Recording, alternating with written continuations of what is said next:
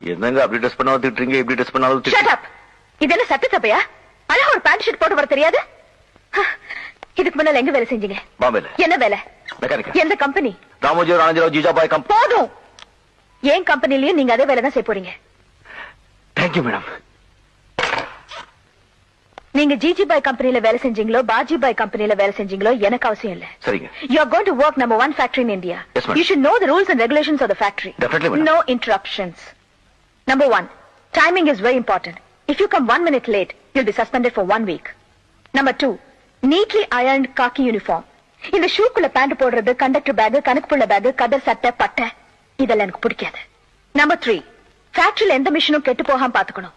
அப்படி ஏதாவது கெட்டு போச்சுன்னா நீங்க தான் பொறுப்பு.